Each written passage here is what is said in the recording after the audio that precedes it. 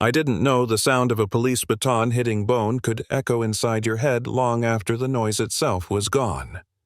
But I learned that lesson on a Tuesday afternoon standing in line at a grocery store holding nothing more dangerous than a carton of milk. 1 second, I was invisible, just another guy people didn't bother to see, and the next second, I was a problem that needed to be put down. And yeah, that moment changed everything. Let me back up a little. I wasn't always the kind of guy people underestimated, at least not on paper. I'd worked my way up in public service for years, quietly, deliberately earning respect in rooms where people actually listened. But titles don't follow you into everyday life. Power doesn't announce itself when you're off the clock. And on that day, I wasn't wearing anything that said who I was or what I'd done. No suit, no badge, no authority, just a hoodie, worn sneakers, and the kind of tired that settles into your shoulders when life's been heavy for a while. The store was small, cramped, the kind of place where the floor always feels a little sticky and the lights hum louder than they should. I remember joking to myself about how I'd escaped a meeting-heavy week just to end up buying milk and cereal like everyone else. Normal stuff. That's all I wanted. Normal. Then I heard yelling. Sharp, panicked, ugly. A teenage kid stood frozen near the counter, his backpack clutched like a shield. The cashier, red-faced and shaking with righteous anger, accused him of stealing. The kid kept saying he hadn't, his voice cracking in that way that tells you fear's already won half the fight. I'd seen this before too many times from the outside looking in. I stepped closer, calmly told the cashier the kid's pockets were empty, told him to let the kid pay, and go. Simple. Human. That's when the room turned on me. The cashier's eyes flicked over me like I'd just volunteered myself as the next suspect. He muttered something about calling the cops about people sticking their noses where they didn't belong. I felt that familiar tightening in my chest, the one that comes when you realize logic doesn't matter anymore. Still, I stayed calm. I always did. Old habit. The sirens came faster than expected. Way faster. The door flew open and in walked an officer who already looked annoyed, like her day had been ruined and she was ready to take it out on someone. She didn't ask what happened. She didn't ask who called. Her eyes locked onto the scene and made a decision in about half a second. 2 people she didn't trust. 1 person she did. End of investigation. She barked orders loud, sharp, theatrical. The kid flinched. I raised my hands instinctively, palms, open, slow movements, the universal language of don't shoot, don't swing, don't escalate. I told her the situation was a misunderstanding. I told her the kid hadn't stolen anything. I told her we were all just trying to leave. She stepped closer. Too close. You could feel the tension vibrating off her like static.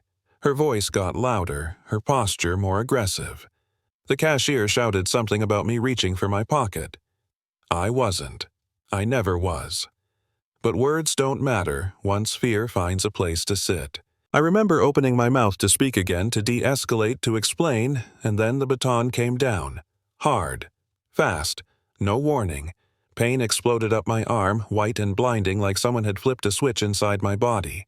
I staggered instinctively, curling inward, trying to protect my head. Somewhere in the chaos, I heard her yelling commands I was already following. I went down. Not because I was resisting, not because I was dangerous, but because gravity and pain don't care about dignity. The floor was cold against my cheek. I felt a knee press into my back, weight bearing down, breath getting harder to pull in. I said I was complying. I said I had ID.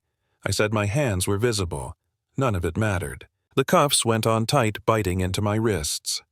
I tasted blood and dust and something bitter that might have been anger or might have been realization. I remember thinking, so this is how it happens. This is how a story gets written before you ever get a chance to tell it yourself. Outside, people had gathered. Phones were out. That gave me a strange kind of comfort. Witnesses. Proof. Or so I thought.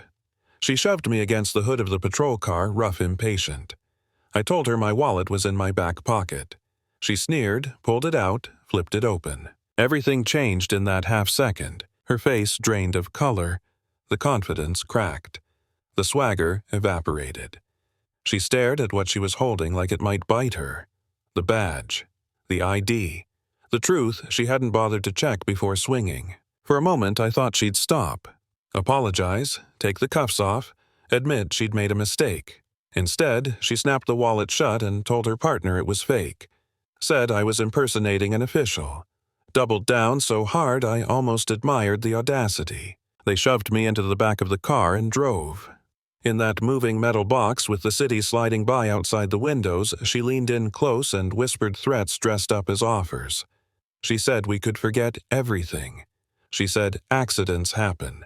She said it would be my word against hers and hers would win. I looked at her and felt something shift inside me. Not fear, not anger, resolve. At the station, the truth tried to surface. A desk sergeant recognized me. Eyes widened. Voices dropped. The cuffs came off fast, replaced by stunned silence.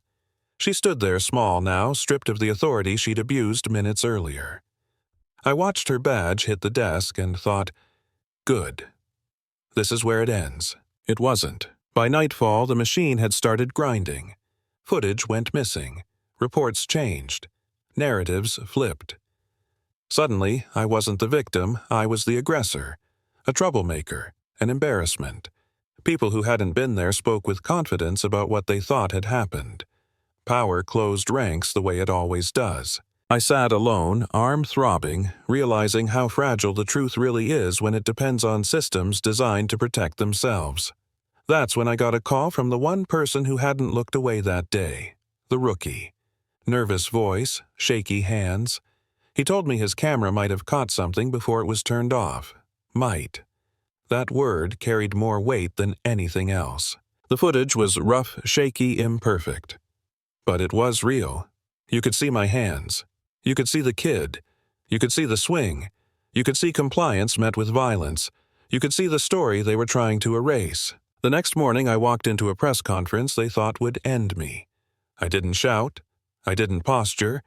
I told the story the way I'm telling it now, plain human, unpolished. Then I played the video. The room went quiet in a way you don't forget. Not stunned silence. Reckoning silence. The fallout was loud. Arrests, resignations, apologies that came far too late. Some people called it justice. Others called it betrayal. I called it accountability, something we talk about a lot but practice very little. Months later, life looked normal again from the outside. My arm healed. The kid went back to school. The headlines moved on. But I didn't forget how quickly a person can be reduced to a threat, how easily authority can mistake fear for power. I didn't forget how close I came to becoming just another story that never quite adds up. So here's why I'm telling you this. Not because I want sympathy, not because I think I'm special, but because this kind of thing doesn't happen in a vacuum. It happens because assumptions go unchallenged and silence feels safer than speaking up. Now, I want to hear from you.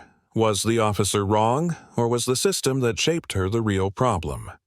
Where do you draw the line between authority and abuse? And have you ever seen someone judged before they were heard, or been that person yourself? Drop your thoughts in the comments. Let's talk about it.